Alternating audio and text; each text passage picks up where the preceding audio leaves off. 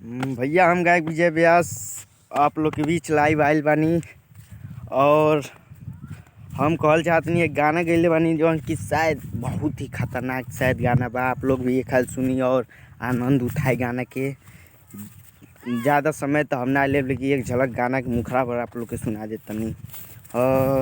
कवनो न जुल्मो सितम से जान मरी जाइबो हम तुहरा गम से।